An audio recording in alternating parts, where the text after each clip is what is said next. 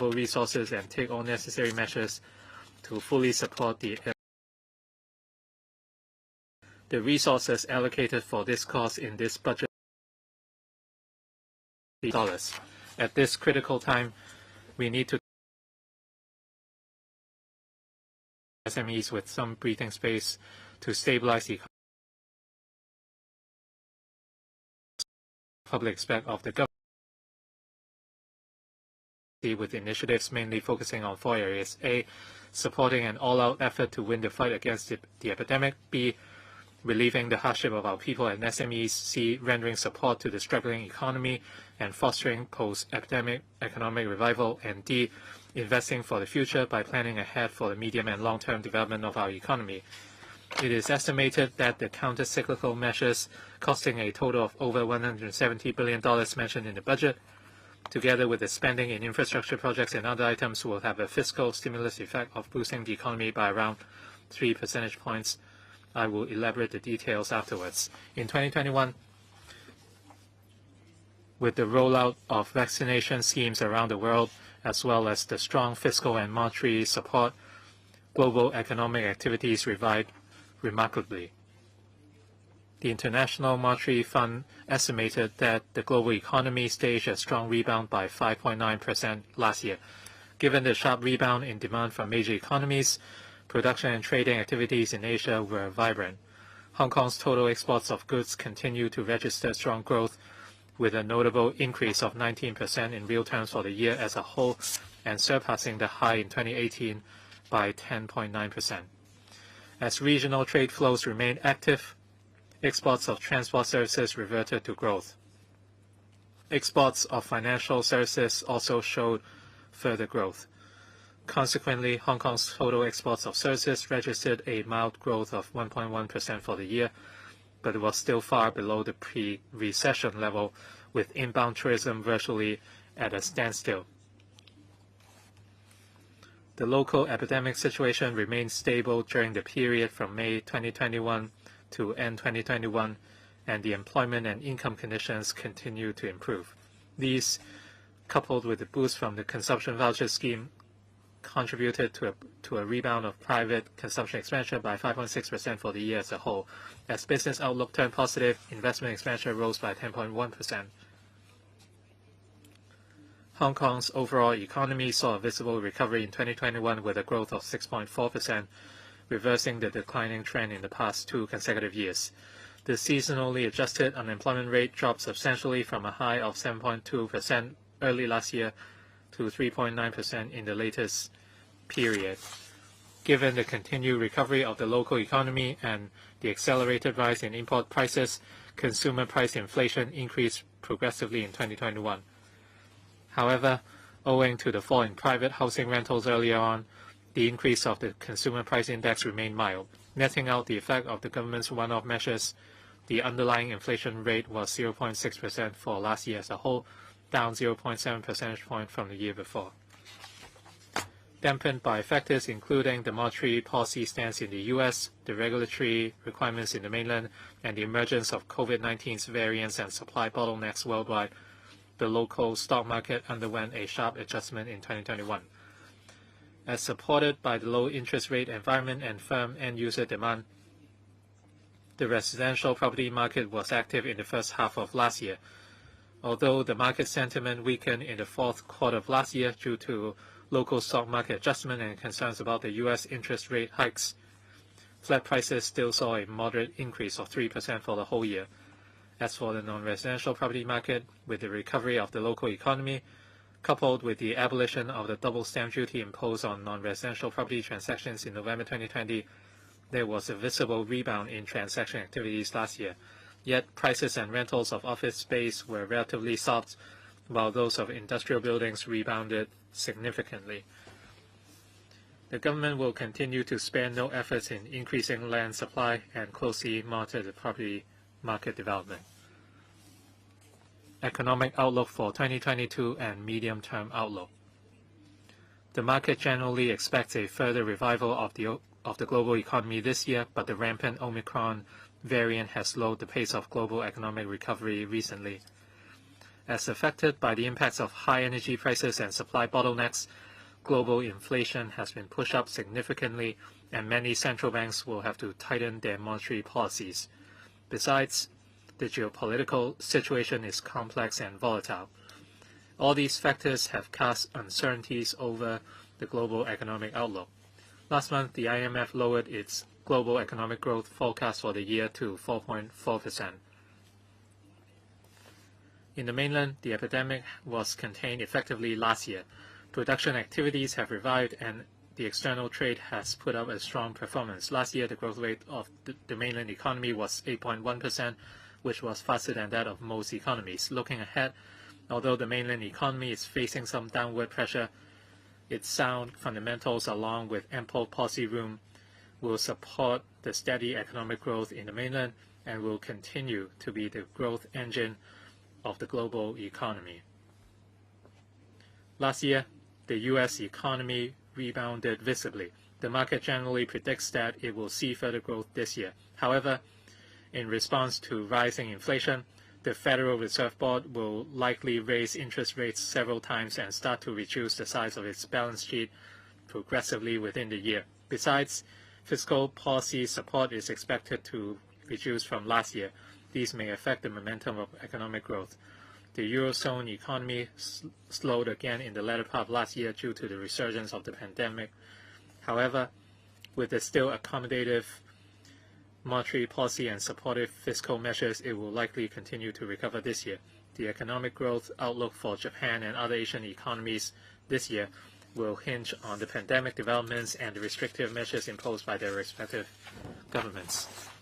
Although further recovery of the global economy will lend support to Hong Kong's further export performance this year, our economy and people's livelihood have been under immense pressure in recent months as the rapid worsening of the fifth wave of the epidemic, coupled with further tightening of various restrictive measures, led to drastic fall in people flow and seriously dampened consumer and economic sentiments.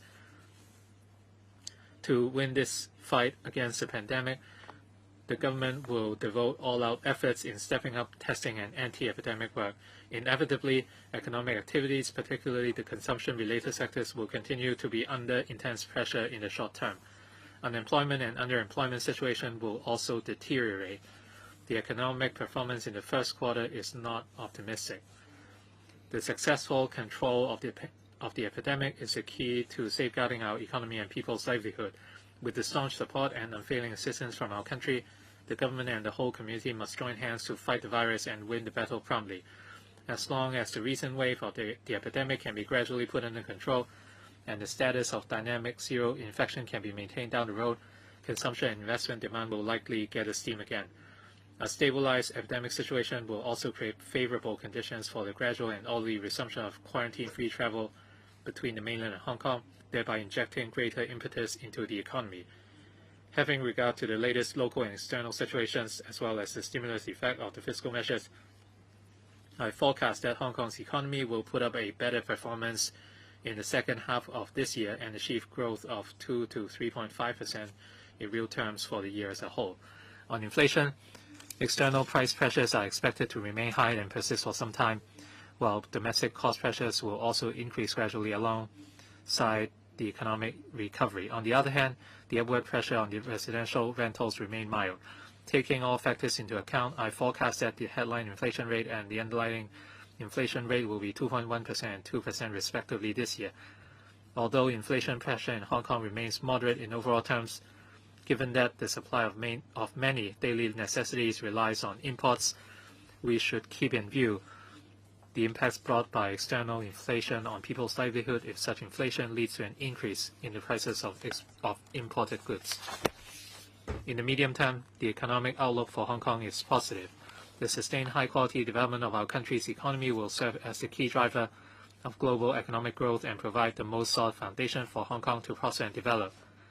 The 14th Five-Year Plan establishes a clear positioning and direction for Hong Kong's economic development and supports Hong Kong for the development of the 8 international centers and emerging industries. We may, by leveraging our advantages under one country, two systems, achieve coordinated development with our neighboring cities in the Guangdong, Hong Kong, Macau, Greater Bay Area thereby creating enormous business opportunities and ample room for Hong Kong's development. Besides, the government has been committed to nurturing emerging industries over the past few years. Among them, the ecosystem of the innovation and technology industry has become increasingly mature and is ready to contribute more to Hong Kong's economy and competitiveness in the coming years. Regarding our traditional industries, financial services have been developing rapidly with a promising outlook and will remain a driving force for our economic growth in the future. To make the best use of the opportunities, we must continue to build capacity and overcome the constraints on our workforce and end supply, and make concerted efforts to scale new heights in our economic development. Considering all these factors and taking into account the catch-up growth after the epidemic, I forecast that Hong Kong's economy will grow by an average of 3% per annum in real terms from 2023 to 26, slightly higher than the trend growth of 2.8% during the decade before the pandemic. The underlying inflation rate is forecast to average 2.5%. Fighting the virus together. The COVID-19 epidemic starting from early 2020 has affected people's livelihood and the economy. In response to this, the government promptly set up the Anti-Epidemic Fund to provide appropriate financial assistance for the affected individuals and businesses.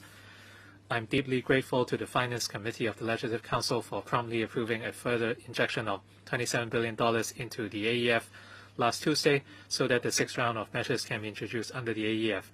These include providing support for the first time for the temporarily unemployed, with $3 billion earmarked for granting a subsidy of $10,000 to each eligible person. I believe that the latest round of relief measures can help the public meet their imminent needs. Counter-cyclical measures were also launched in my previous two budgets. These measures, together with the relief measures under the AEF, involve a total financial commitment of over $460 billion. Besides, government departments have also devoted substantial resources to fight the epidemic, including providing isolation facilities at Penny's Bay and other appropriate locations, setting up a temporary hospital at the Asia World Expo, launching the vaccination program, providing testing services, and increasing the supply of medications, medical equipment, etc., involving a total of over $24 billion. Fighting the epidemic is our overriding mission at present. The government will mobilize all available manpower and resources to contain and stabilize the epidemic. I will once again allocate substantial additional resources in the new financial year, including an additional funding of about $22 billion for the Food and Health Bureau to strengthen testing work, procure rapid antigen test kits and relevant services, and provide additional support for the hospital authority. B, an additional funding of $6 billion for the Department of Health to procure more vaccines as booster doses for the general public. C, an additional funding amounting to about $7 billion in total for relevant departments to procure anti-epidemic items and services, implement anti-epidemic measures, etc. D, a total additional funding of $500 million to be allocated within 2 years for the Food and Environmental Hygiene Department to enhance environmental hygiene services, particularly strengthening the street cleansing and refuse collection services, stepping up measures on rodent control, and improving the hygiene of public markets in response to the epidemic. Meanwhile, the FEHD will strengthen inspections and enforcement action to raise the community's awareness about hygiene. And E, a further injection of $12 billion into the AEF for the construction of various anti-epidemic related facilities. Besides, I have earmarked $20 billion for other potential anti-epidemic needs. We will provide full support to fight the epidemic should more resources be required. Relieving people's hardship. To provide support for members of the public who have been affected by the epidemic, I will introduce the following one-off measures. A, reducing salaries, tax, and tax under personal assessment for the year of assessment 2021-22 by 100%, subject to a ceiling of $10,000. The reduction will be reflected in the final tax payable for the year of assessment 2021-22. This measure will benefit 2.01 million taxpayers and reduce government revenue by $13.1 billion. B, providing rates concession for domestic properties for 4 quarters of 2022-23, subject to a ceiling of $1,500 per quarter in the first 2 quarters and a ceiling of $1,000 per quarter in the remaining 2 quarters for each rateable property. This measure is estimated to involve $2.99 million domestic properties and reduce government revenue by $11.7 billion. C. Granting each eligible residential electricity account a subsidy of $1,000. This measure will involve an expenditure of about $2.8 billion and benefit about 2.8 million residential households. D. Providing an allowance to eligible Social Security recipients equal to 1/2 of a month of the standard rate comprehensive Social Security assistance payments, old age allowance, old age living allowance, or disability allowance. This measure will involve additional expenditure of about $2.384 billion. Similar arrangements will apply to recipients of the Working Family Allowance, involving additional expenditure of about $117 million. And E. Paying the examination fees for school candidates sitting for the 2023 Hong Kong Diploma of Secondary Education Examination, incurring $149 million. We will also lower the threshold for the public transport fare subsidy scheme from $400 to $200 from May to October this year. The government will provide commuters with a subsidy amounting to 1/3 of their actual monthly public transport expenses in excess of $200 subject to a maximum of $500 per month. With an increase of $1.08 billion in the subsidy amount, it's estimated that the scheme will benefit about 3.8 million commuters per month. Moreover, I propose to provide a tax deduction for domestic rental expenses starting from the year of assessment 2022 to 23, so as to ease the burden of renting a private property on taxpayers liable to salaries tax and tax under personal assessment who are not owners of domestic properties, subject to a deduction ceiling of $100,000 for a year of assessment. It's expected that government revenue will be reduced by $3.3 billion. We plan to introduce a bill into the legislature for scrutiny in the second quarter of this year. The 100% personal loan guarantee scheme rolled out last year has helped a lot of people. I will extend the scheme for 1 year until the end of April next year. The maximum loan amount per applicant will increase from 6 times to 9 times of his or her average monthly income during employment, and the ceiling will increase from $80,000 to $100,000. In addition, the maximum repayment period under the scheme will be extended from 6 years to 10 years, whereas the maximum duration of principal moratorium will be extended from 12 months to 18 months. The Hong Kong Monetary Authority and the lending institutions will also enhance the flexibility of the scheme to assist those with income substantially reduced under the epidemic. To strengthen support for e-learning, the Quality Education Fund has set aside $2 billion to launch a 3-year program starting from this school year, under which subsidies will be provided to schools who purchase mobile computer devices and portable Wi-Fi devices for loan to needy students. This initiative will facilitate the learning of students from grassroots families during the epidemic. Supporting enterprises. During this critical juncture of fighting the epidemic, we must take all necessary measures to preserve the vitality of the economy, in particular the survival of SMEs, and strive to safeguard jobs. I will take measures to ease the operating pressure of businesses and enhance the cash flow support for them.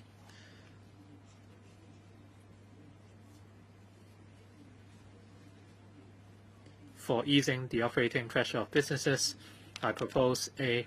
Reducing profits tax for the year of assessment 2021 to 22 by 100% subject to a ceiling of $10,000.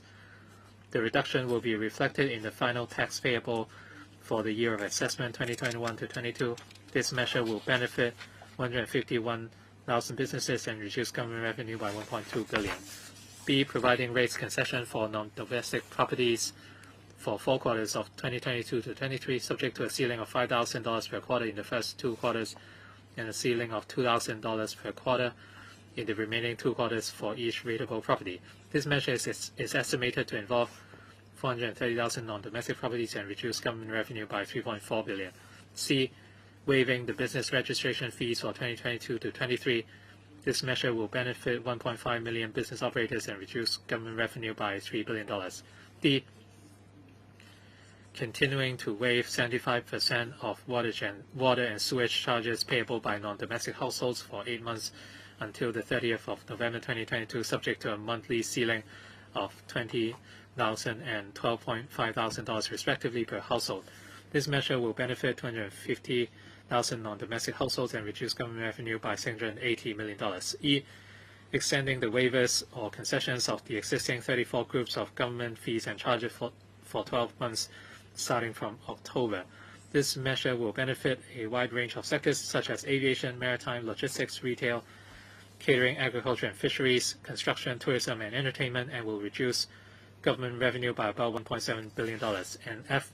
Continuing to grant the 75% rental or fee concession currently applicable to eligible tenants of government premises and eligible short-term tenancies and waivers under the Lands Department for 6 months until the 30th of September. During the period, tenants who have to close their properties at the request of the government will continue to receive full rental waiver for the duration of the closure. This will reduce government revenue by $1.4 billion. As regards enhancing the cash flow support for businesses, I will extend the application period of all guarantee products under the SME Financing Guarantee Scheme for 1 year to the end of June next year. The special 100% loans guarantee under the SFGS will also be further enhanced by increasing the maximum loan amount per enterprise from the total amount of employee wages and rents for 18 months to that for 27 months, with the loan ceiling raised from $6 million to $9 million, and by extending the maximum repayment period from 8 years to 10 years. Besides, I have requested the HMA to extend the pre-approved principal payment holiday scheme through the banking sector SME lending coordination mechanism for 6 months to the end of October. At the same time, the HMA and the banking sector will offer enterprises the option of making partial repayment of principal over a longer period of time. This arrangement will also apply to the loans granted under the SFGS. To help small and medium-sized exporters secure export financing from banks more easily, the Hong Kong Export Credit Insurance Corporation plans to launch the Export Credit Guarantee Program on a pilot basis in March, under which the ECIC will guarantee up to 70% of the export financing of their policyholders subject to a maximum limit of $50 million. In addition, to encourage exporters to take larger orders from overseas buyers, the ECIC will introduce the flexible indemnity ratio arrangement in the second half of the year to enhance insurance coverage for exporters. This measure is expected to benefit about 2.4 thousand policyholders. Job creation. To ease the unemployment situation due to the epidemic and the anti-epidemic measures, the government has earmarked total funding of $13.2 billion under the AEF to create time-limited jobs in the public and private sectors. As at end 2021, some 60,000 jobs were created under the 2 rounds of the job creation scheme, of which about 45,000 jobs were filled. We have earmarked an additional funding of $6.6 billion in the latest round of AEF injection for the creation of another 30,000 time-limited jobs. Issuing consumption vouchers. Last year, we implemented the consumption voucher scheme for the first time. With the help and concerted efforts of various parties, the scheme was effective in boosting the market sentiment, stimulating local consumption, and speeding up economic recovery.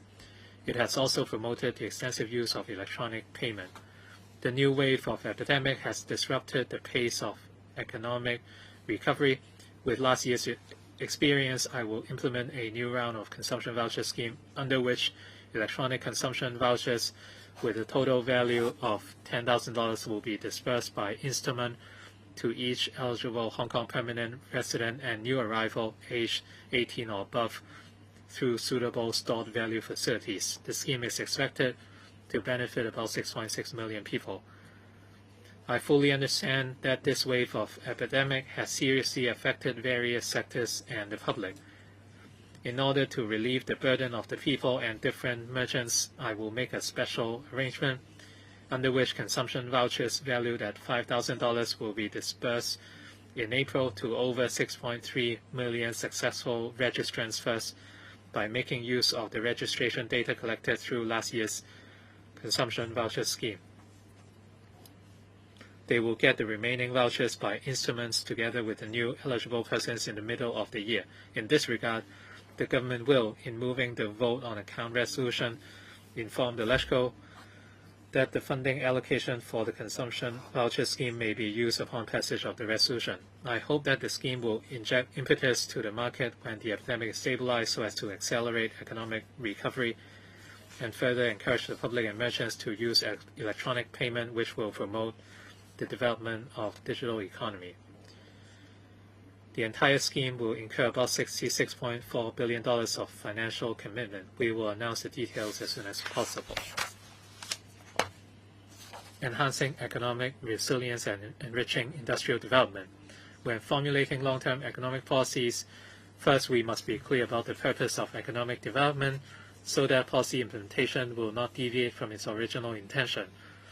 It's also necessary to have a full understanding of our country's development plans and strategies, as well as Hong Kong's roles and functions therein, and to take into account demand in the international market in order to identify the right positioning and seize opportunities. Furthermore, we need to keep carefully assessing the international political economic landscapes, clearly identify long-term trends, grasp economic patterns, and prudently control risks to avoid disruptions to development.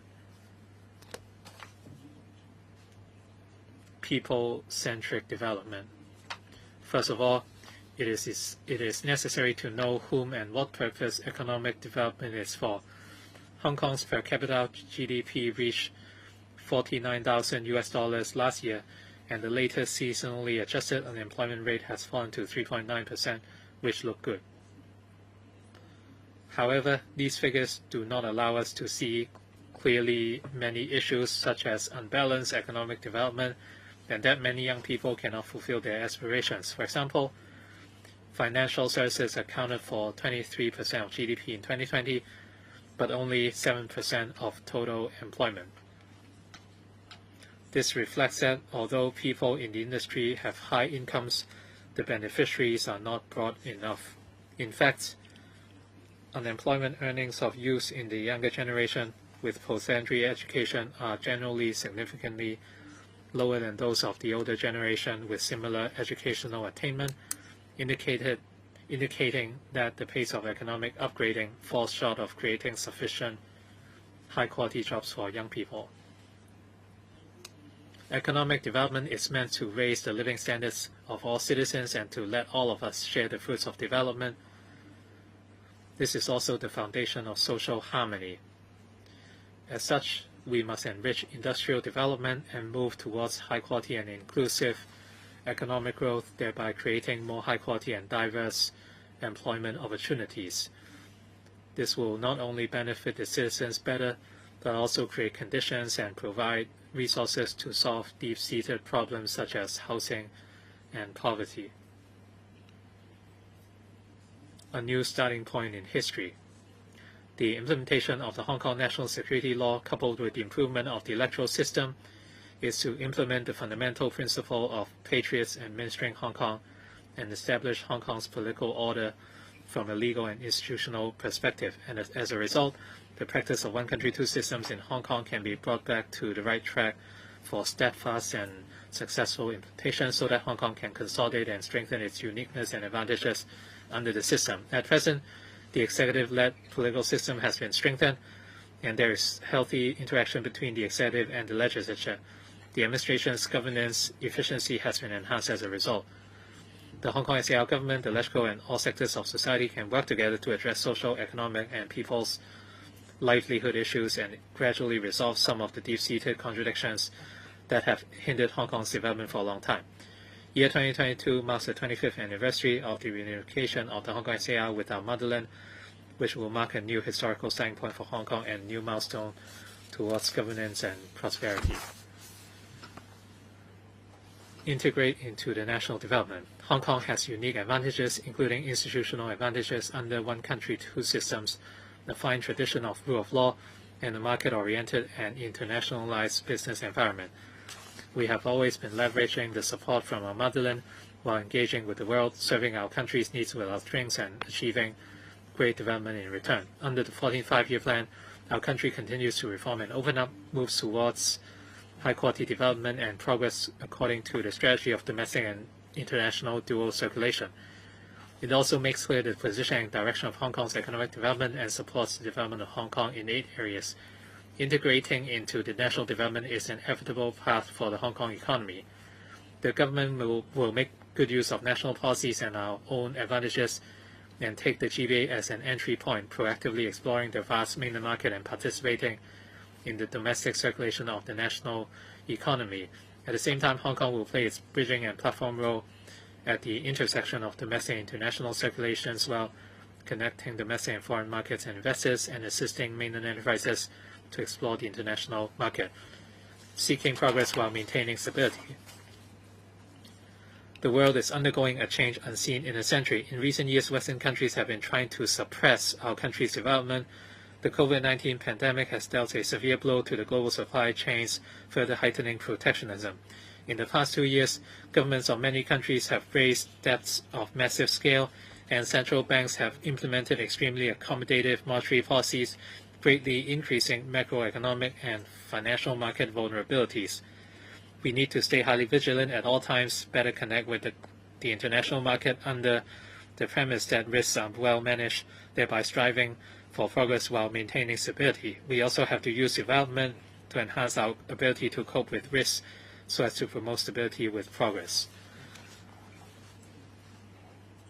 Innovation and technology as well as digital economy. Innovation and technology development is a global trend and is a reflection of core competitiveness of different economies.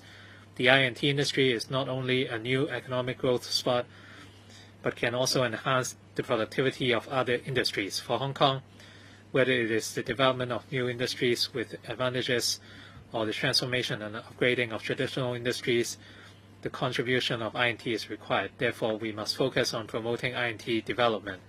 Digitalization is an inevitable trend as the economy moves towards high-quality development. Through the collection of various data in the economic system, followed by digitalization, organization, and analysis of these data, we can better understand the operation of the entire economy and the individual segments and enhance efficiency and promote innovation. For enterprises, digitalization can help on transformation and empowerment, quality and quantity improvement, and innovation stimulation. In order to accelerate the progress of the digital economy, I will set up a digital economy development committee with members comprising experts and scholars, industry elites, and relevant government officials.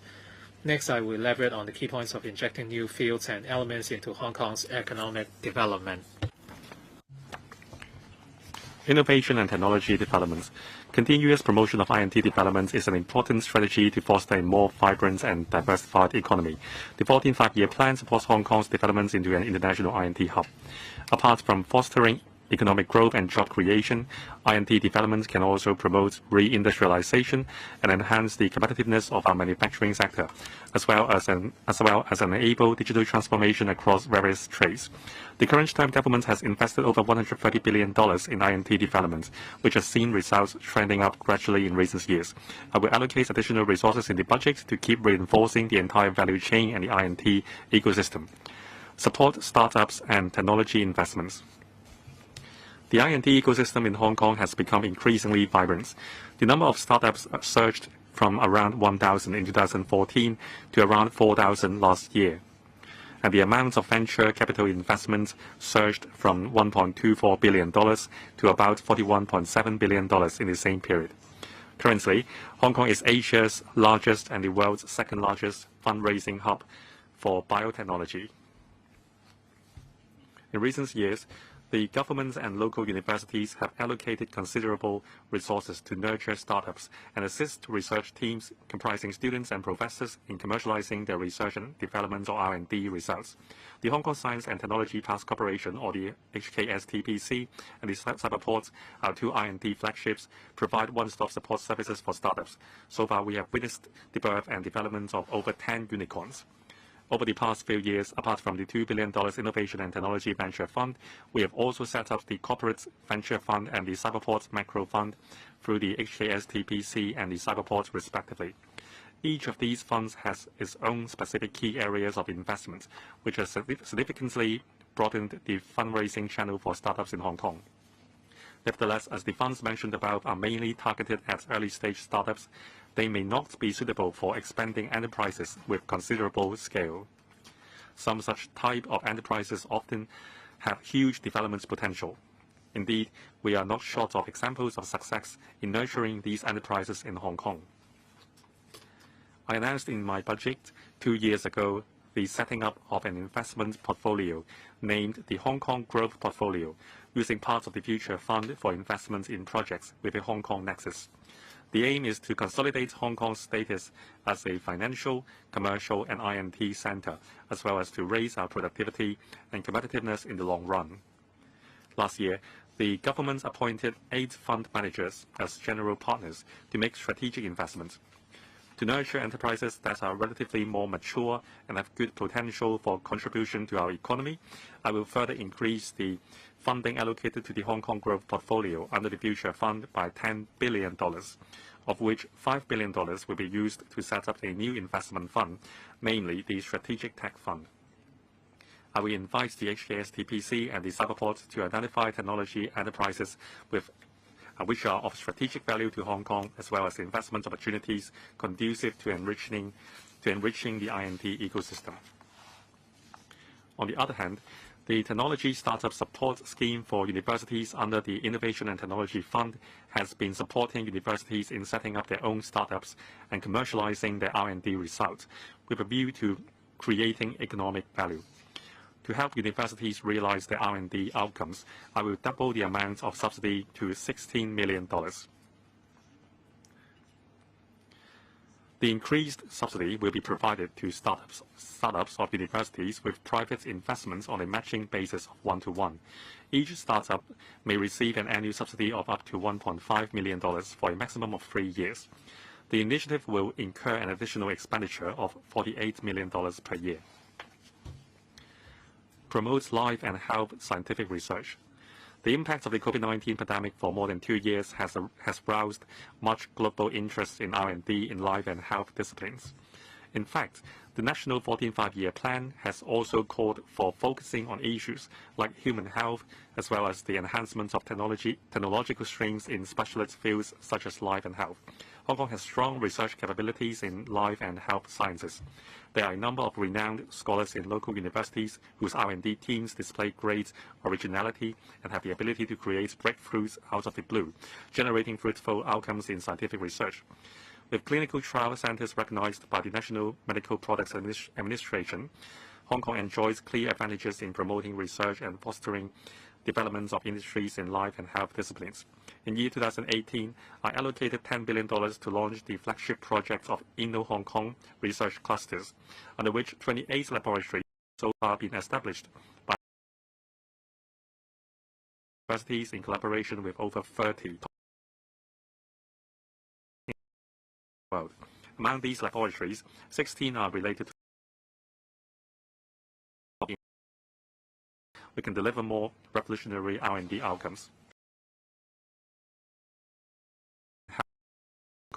I will earmark $10 billion to provide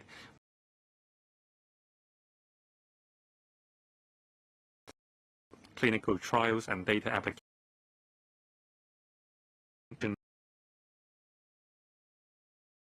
while strengthening the industrial chain. We will set up the InnoLife Health Tech Hub in the Hong Kong Shenzhen Innovation and Technology Park. With the above 16 laboratories and the 8 relevant state key laboratories as the basis, we can pull together top-notch research teams from all over the world and focus our efforts on R&D work as well as global research collaboration in the field of life and health sciences.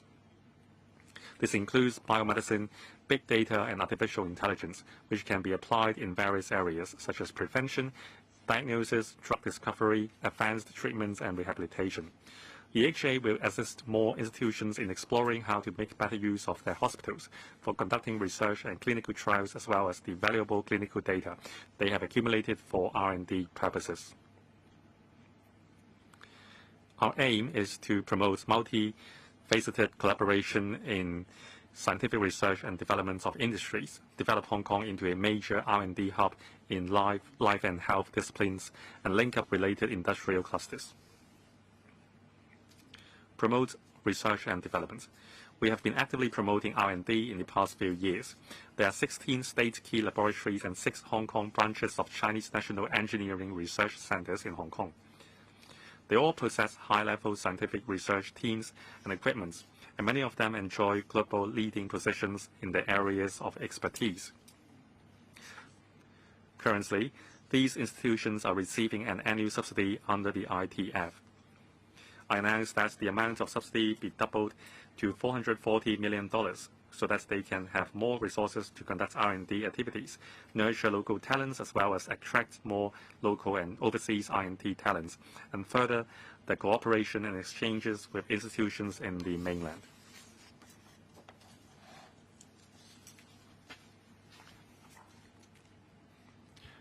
Technology application. We have been encouraging the public and private sectors to proactively apply technologies in their operations for the benefits and convenience of the public. To promote further digitalization in government operations, I have reserved $600 million to conduct a comprehensive e-government audit in the coming 3 years with the aim of reviewing the progress made by government departments in using technologies, as well as assisting them in enhancing the efficiency of public service provision through the adoption of INT solutions. Strengthening the intellectual property regime. Intellectual property, or IP, protection is in line with the direction of developing Hong Kong into a knowledge-based economy and an international INT hub. The government will strengthen the IP regime in Hong Kong. With regard to patents, we will further promote and develop Hong Kong's original grant patent, or OGP system. In the next 3 financial years, I will allocate a total of about $85 million to the Intellectual Property Department, or IPD, for enhancing Hong Kong's capacity to conduct substantive examination in processing OGP applications. On trademarks, we are pressing ahead with the preparatory work for implementing the protocol relating to Madrid agreements concerning the international registration of marks in Hong Kong. It is expected that an international trademark registration system will be put in place in Hong Kong next year as the earliest. As for copyrights, to tie in with the development of digital environments, the Commerce and Economic Development Bureau launched a public consultation exercise on updating Hong Kong's copyright regime at the end of last year. The consultation period ends today. The government will carefully consider the views collected before introducing a bill to amend the copyright ordinance into the legislature in the first half of this year. The IPD will also actively explore with the mainland authorities facilitation measures for cross-boundary IP protection, enhance its free IP consultation service, IP Manager Scheme Plus, and other training programs, and collaborates with the Department of Justice to promote IP mediation and arbitration services. Besides, we will work with the Hong Kong Trade Development Council and relevant stakeholders to promote Hong Kong's IP professional services through different channels. International Financial Center. The development of Hong Kong as an international financial center has dovetailed with the needs of our country and attuned to the pulse of the global investment market over the past few decades.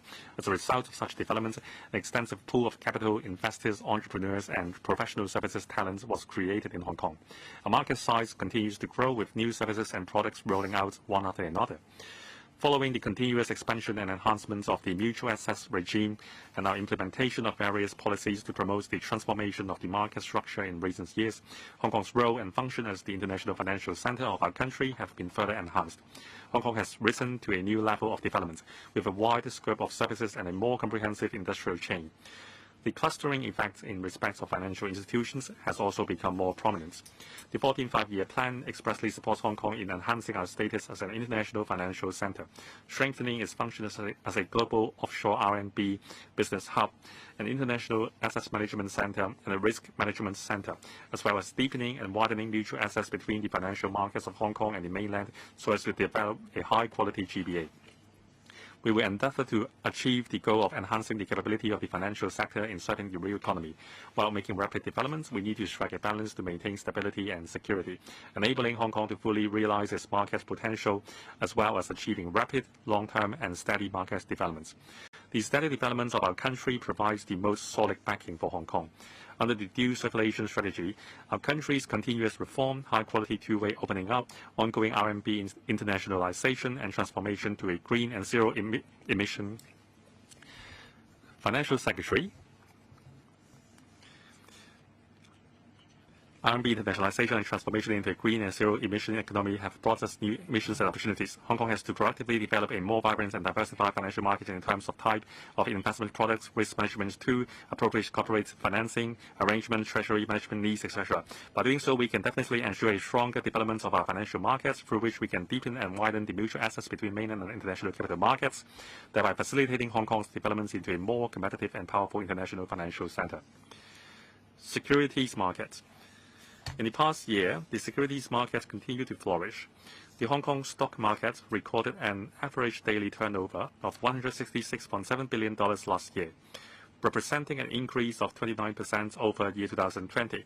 Funds raised through initial public offerings or IPO in Hong Kong amounted to nearly $330 billion during the same period, making Hong Kong the fourth largest IPO center in the world. Hong Kong remains the main listing platform worldwide.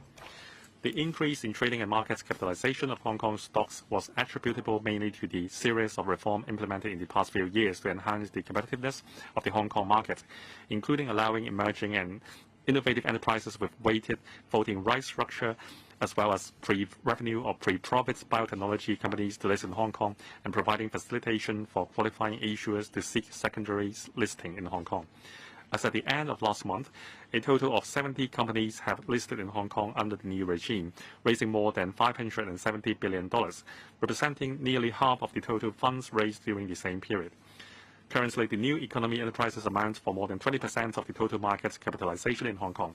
Among them, 48 are healthcare and biotechnology companies. They have raised over $110 billion in total, turning Hong Kong into Asia's largest and the world's second largest fundraising hub for biotechnology and spurring the rapid and comprehensive development of the biotechnology ecosystem in Hong Kong. Continuous operational enhancement, system reformation, and innovative developments are important means to empower and accelerate the development of Hong Kong markets. In January this year, after striking a balance amongst considerations such as the need to ensure the quality of listed companies, investor protection, and market development, the Hong Kong Exchanges and Clearing Limited, or HKEX, launched a listing regime for special purpose acquisition companies, or SPAC, enabling experienced and reputable SPAC promoters to source new and innovative enterprises for merger and acquisition, with a view to assisting emerging enterprises with potential in listing through an unconventional initial offering and providing a new alternative listing route in Hong Kong.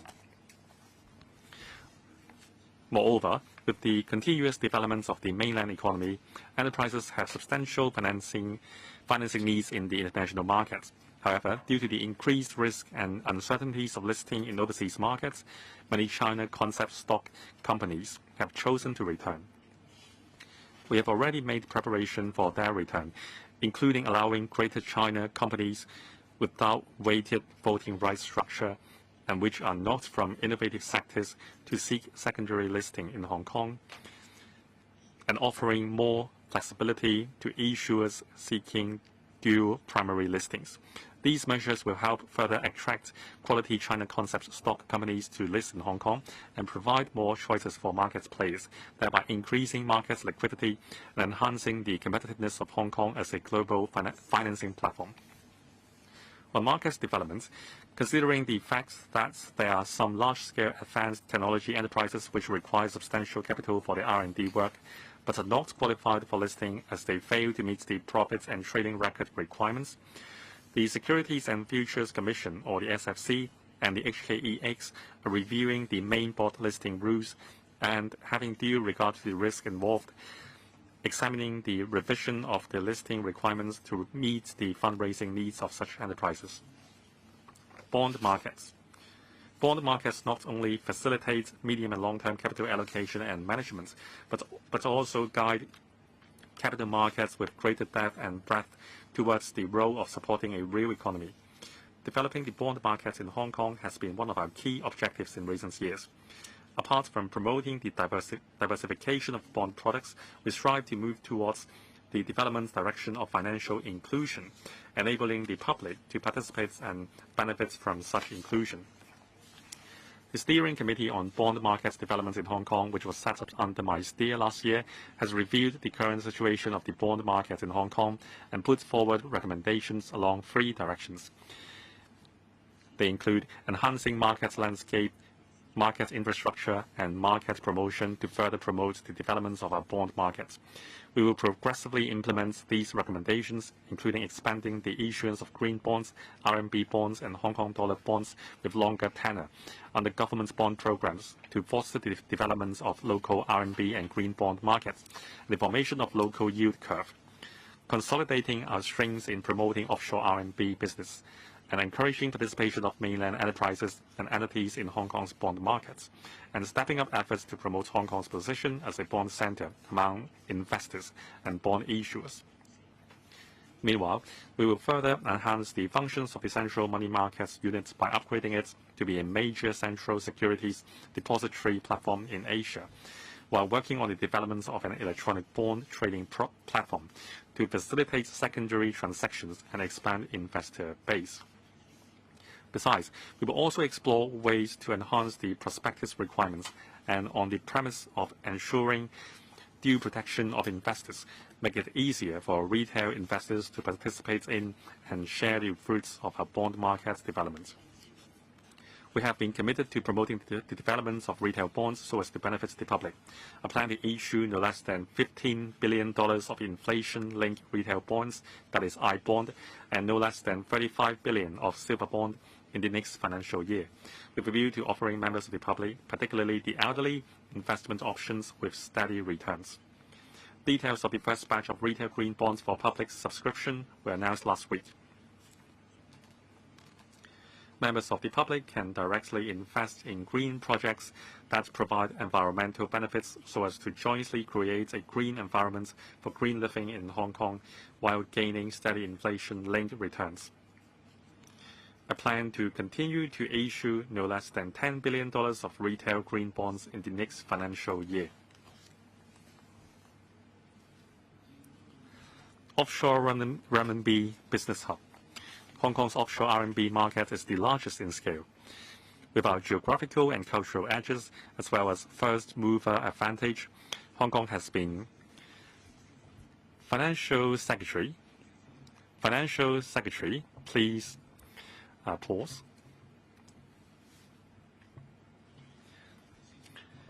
FS. It seems that the connection is glitchy. Let's wait for the technicians to sort it out.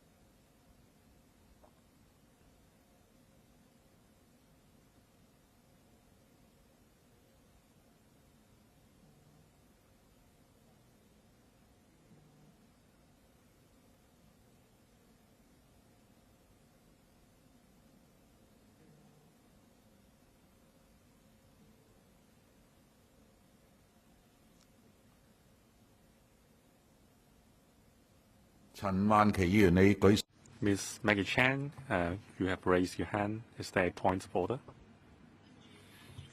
My apologies, I pressed the wrong button, President. I will lower my hand.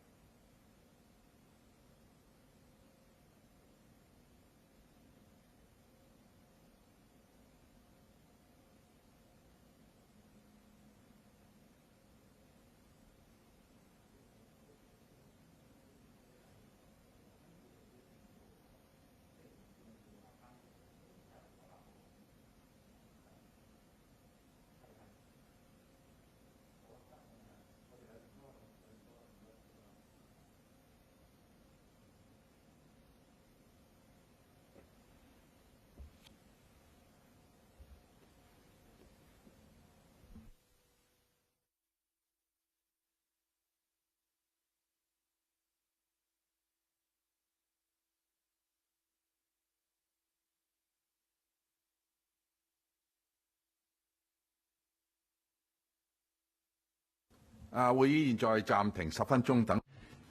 The meeting will suspend for 15 minutes for the technicians to address the problem.